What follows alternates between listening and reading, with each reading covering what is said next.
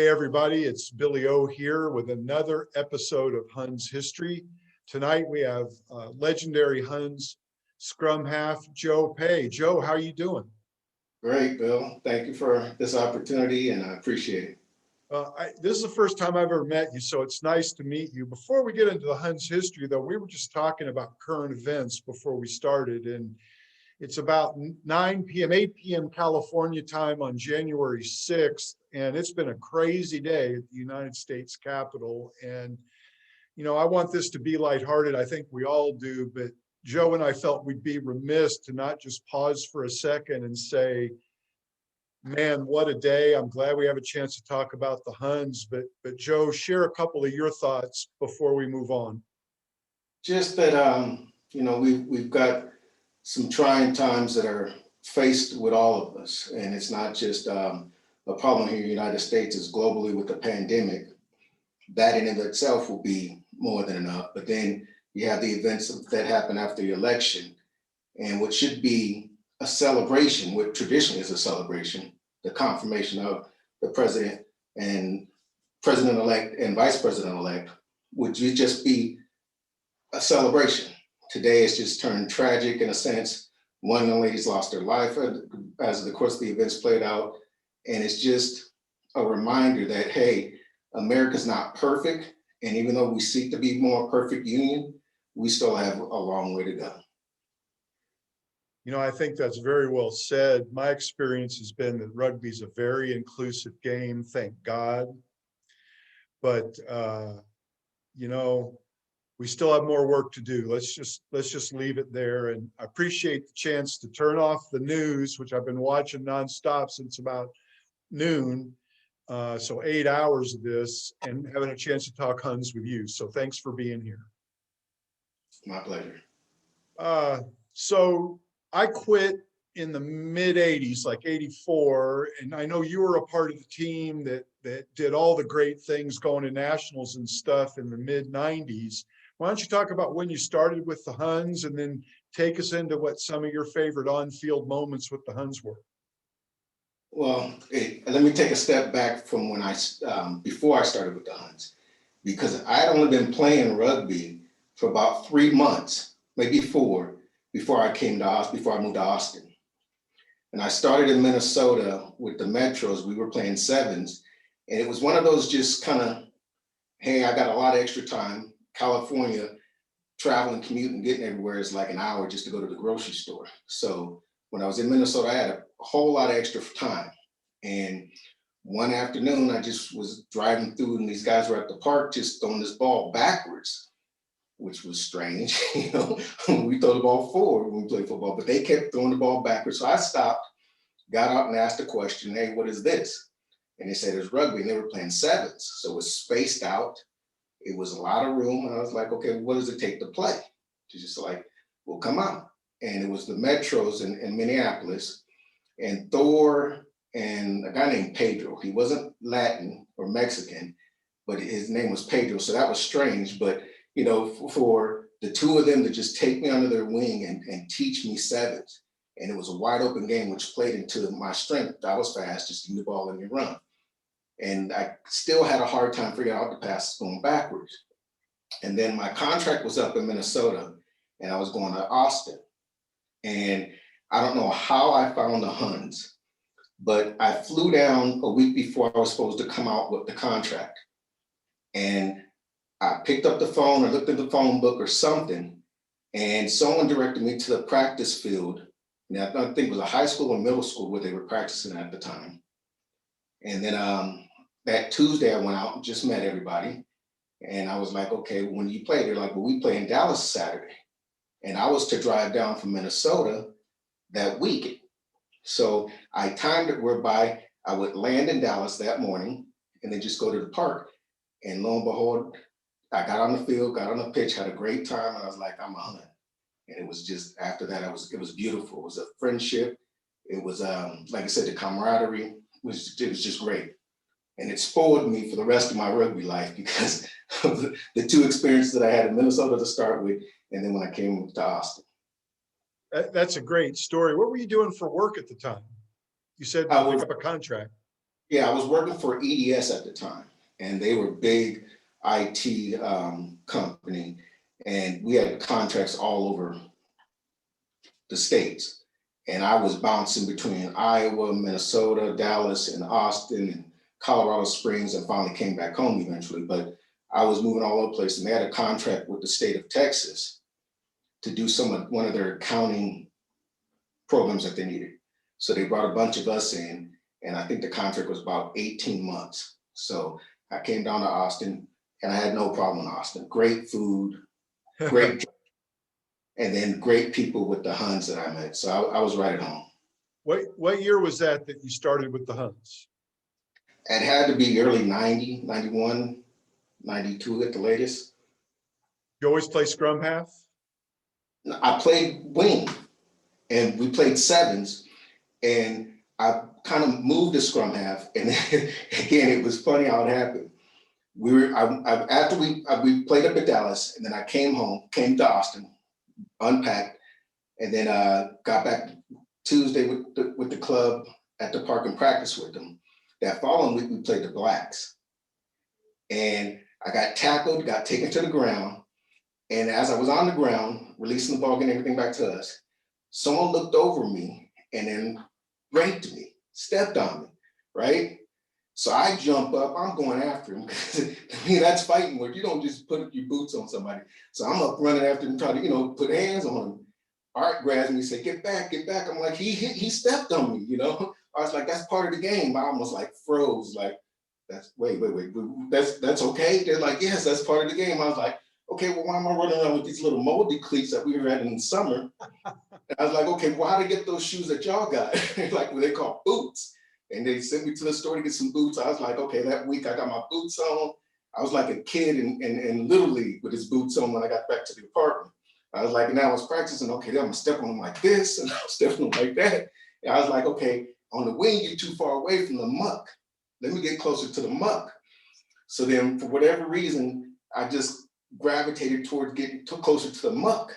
And I never played before, but it was just like I kind of just wanted to be closer to the muck so I could get my get backs on stepping on people. So for whatever reason, Artie kind of moved out of that scrum half and moved to fly half. I don't know how it fell into place, but it just did, and it worked. That I couldn't do everything. I didn't know how to kick, again. So what I would do when I needed to kick from the scrum half, I was almost asked Graham to come up, and Graham's like, I got this, just pass it right back to me, then I'll kick it for us. So it worked out, but it was just like, kind of because I wanted to get back at the guy who stepped on me. And everyone after that, they just had it bad because I was stepping on everybody. I think that makes sense. I was a scrummy, and so I like being in the middle of the action too. So fast forward to like 93 and 94, you guys went to state twice, won state, went to nationals once. You had some great teams in there. Why don't you talk about that a little bit? Well, to me, that team was just kind of like the stars aligned, if you would, because Terry landed and hooked up with us. Graham was with us, and all of us kind of just around the same time came from just various parts of the world almost and landed at Austin. And for whatever reason, we didn't go with the Blacks. We went with the Huns. I mean, I know Terry could easily went over with the Blacks and Graham as well. But for whatever reason, the Huns was just home for so many of us. And it was almost like the great bag of misfits, if you would, where it's like, oh, we all fit. And then it just kind of just started rolling. We took a couple of lumps, but then it just clicked. And like I said, the stars line. Art was a great fly half, and then the pack. That was really the team. Was Nate, Jake, was it Jay, Don, and Terry was up front. Then Dahlberg and Dazak.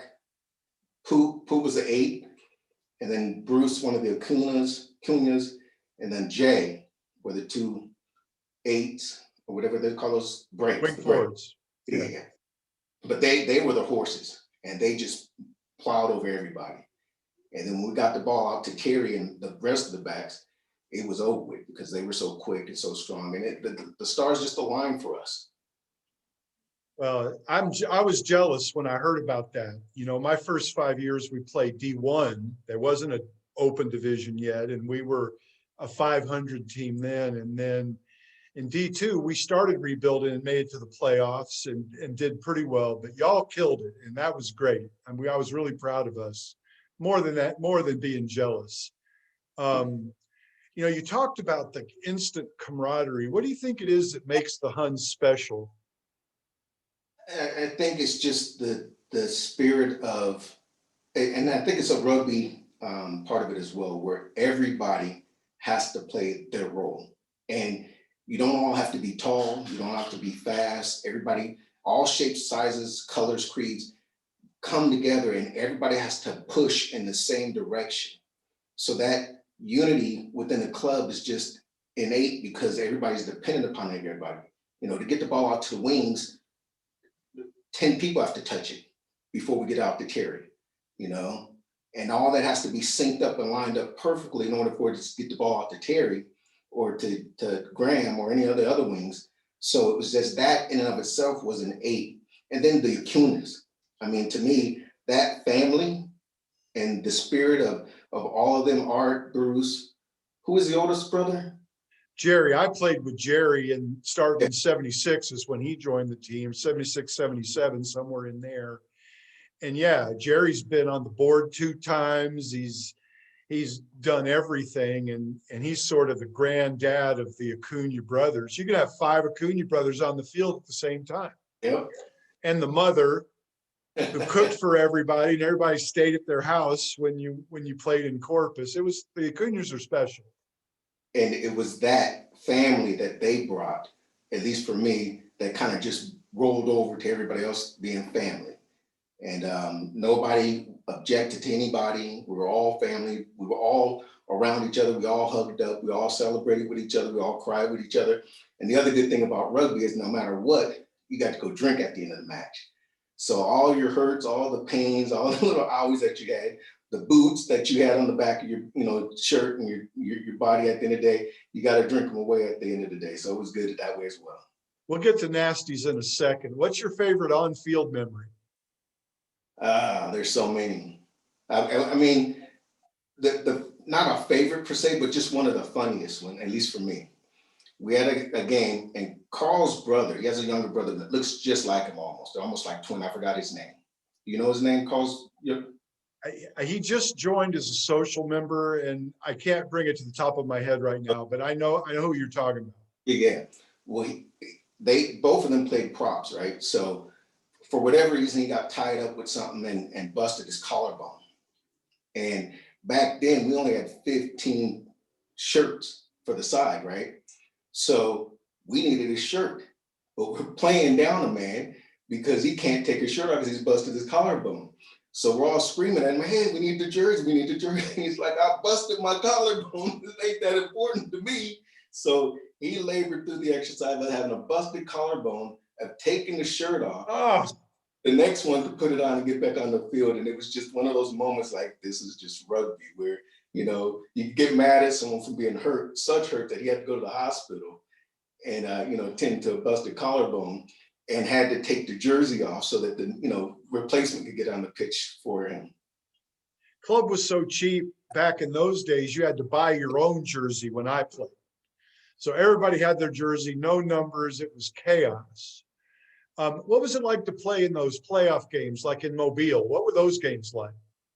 It was just one of those things where it clicked. And throughout the course of the regular season, we all just kind of learned each other. And I knew exactly where Art was every time, and if I got tied up and couldn't get out to get to the scrum, Art jumped right in my position and I was able to fill into the back. So we were interchangeable in a sense. Art and I just, I played scrum half, but he played scrum half as well. So we were interchangeable. And if he needed to jump in, then Ash would jump in and play fly half. So we would all just bounce down as needed. And it just clicked. I mean, when we went through the TRUs, it was just a blur, if you would, because everything was working. I mean, we couldn't miss. And I really put a lot of it on Terry and Graham at least in the backs, all of us. But Terry and Graham, when you got the balls of those two, they knew exactly what to do, when to do it. Terry had just this innate ability to put the ball on his foot, chip it over whoever's in front of him, run by him, catch it either on the bounce or in midair, and then finish it at the try line. So Terry scored a lot. And then, like I said, the pack, when we got inside that 5 yards, we were pushing over everybody. We scored so many tries from just the pack pushing over. I mean, it was just incredible. So at least for me, I got a front row seat to just watch these guys just push the other, 8 guys over and just walk the ball over. And I just sat back and watched. So it was great. I played with Jay and Terry too, and I know what you're talking about. In fact, Jay and Terry are what made us a playoff team also in the 80s. That front row was incredible. Nasties was a Huns watering hole for 30 plus years. I'm probably shortchanging Jack on that. It was a watering hole for a while before Jack bought it, and he probably owned it for 30 years. But what are some of your favorite Nasties experiences that it's okay to talk about on a family show? And who's your favorite Huns character? All right, you said earlier, keep it PG. So I went back and thought of at least one PG that I can come up with. And to me, it's gonna be like it's almost G-rated. As a matter of fact, I'll call it G-rated. And the reason why I call it G-rated is because during that time frame, Bruce was one of the flanks, right? And for whatever reason that day, me and him did something, or I call it weak. The other team was taking it out to his side. And he went through and like just leveled their scrum half, right? And the ball bounced almost to Art, right? And Art just ran right by everybody. It was like after that, me and him clicked. Whenever I was able to give off the call, let him know, he would stand up and just smash whoever came around that corner. So it happened, and again, Art scored. It was a beautiful play to me. And again, I got to watch it all. And then we get to Nasties, and I buy him a drink. And everyone jumped on me like, no, you can't buy him a drink. I was like, what's wrong? And he told me the problem that he had with alcohol. And he's like, that's why I'm drinking near beer. I was like, okay, my bad. Let me drink this beer and let me give him a near beer. And then it was just one of those moments, like I say, it was just to keep it G-rated, but there were so many other that could be told, but I just wanted to keep it as safe as I possibly could. That's all right. I couldn't get a couple of guys to tell me a Poot story because all the Poot stories were R to X-rated. Who's your favorite Huns character? We've had John Banks mentioned a lot. We've had Captain Poot mentioned a lot. The Acuñas have been mentioned a lot. Who's your favorite Huns character? It'd be Poot. I mean, you said a lot. There's only one Poot.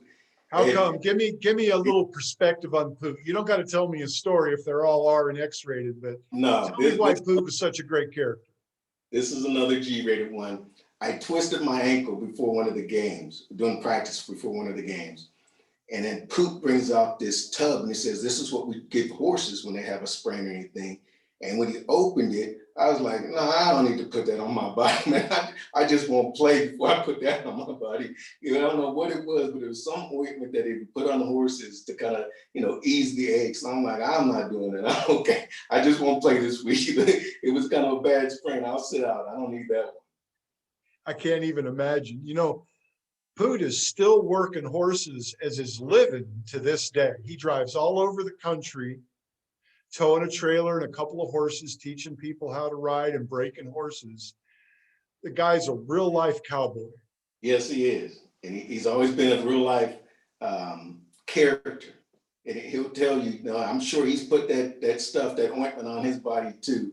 Because there were sometimes like, whoa, what was that? But that was Poot putting that, whatever it was, that horse ointment on his body before the game. But, not just a character, but he's a good guy. Well, absolutely. He and Jack and Don Chandler and a bunch of other guys too, but these are 3 guys were in the middle of all the Hall of Fame committee stuff.